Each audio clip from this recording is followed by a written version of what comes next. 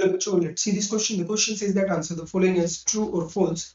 First part, a vector and minus a vector are collinear. Second part, two collinear vectors are always equal in magnitude. Third part, two vectors having same magnitude are collinear. Fourth part, two collinear vectors having the same magnitude are equal. बारी बारी से देखते हैं कि कौन सा सही है कौन सा गलत.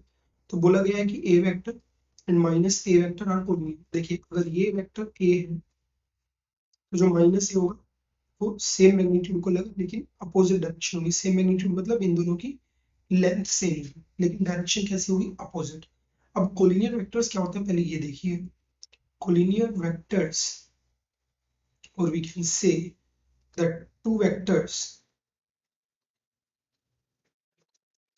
are said to be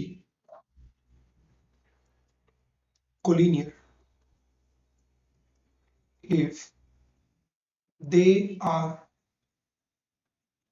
parallel to the same line irrespective of their magnitude and direction. फिर चाहे उनका मैग्नीट्यूड सेम हो चाहे अलग हो या उनकी डायरेक्शन सेम हो या अपोजिट हो, लेकिन अगर वो सेम लाइन के पैरेलल है. जैसे दोनों वेक्टर्स इस लाइन के पैरेलल है, जो बीच में डॉटेड लाइन बनाई है इसके दोनों पैरेलल है, तो इसका मतलब ये दोनों कैसे हो जाएंगे कोलिनियर हो जाएंगे.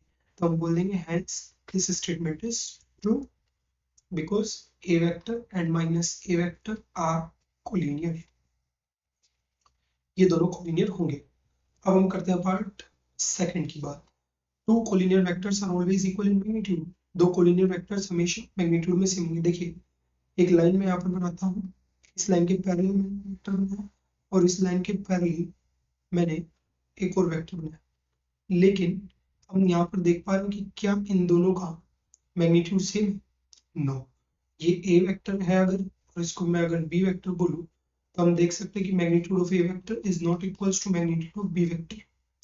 क्योंकि इन दोनों वेक्टर्स के मैग्नीट्यूड सेम नहीं है तो हम क्या बोल देंगे two collinear vectors are always equal in magnitude. ये दोनों कोलिनियर है.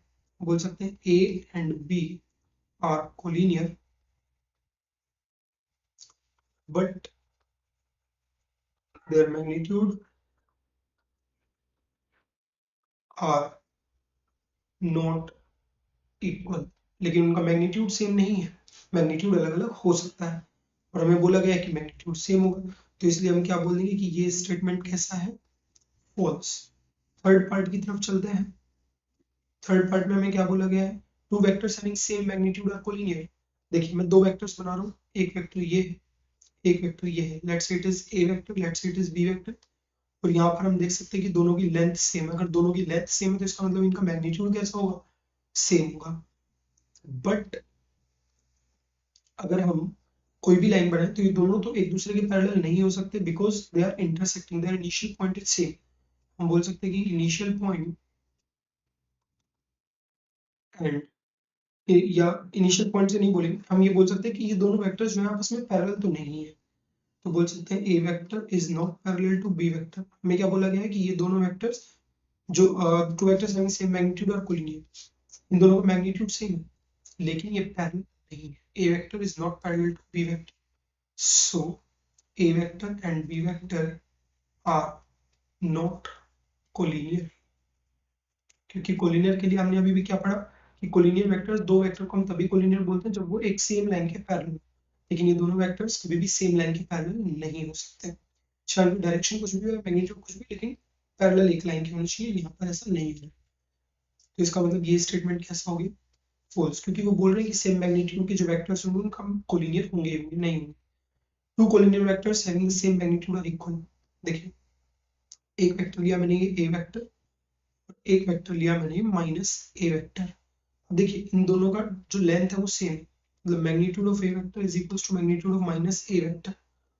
But A vector and minus A vector are opposite in direction. इन दोनों की डायरेक्शन क्या है अपोजिट है. हमें क्या बोला गया कि ये दोनों इक्वल है.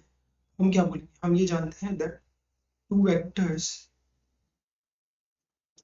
Are equal if and only if their magnitude and direction both are same, मतलब उनकी डायरेक्शंस भी सेम हो, उनके मैग्नीट्यूड्स भी सेम हो, तभी हम उनको इक्वल बोलेंगे। यहाँ पर मैग्नीट्यूड तो सेम है लेकिन डायरेक्शन अपोजिट है, तो इसका मतलब हम इसको स्टेटमेंट को क्या बोल देंगे, फॉल्स। वो बोल रहे हैं कि ये दोनों इक्वल होंगे, हम बोल रहे हैं कि ये इक्वल नहीं होंगे, तो इसका मतलब ये हमारा फाइनल आंसर बन जाएगा। So this is the explanation to this question. I hope you understood the explanation. Thank you.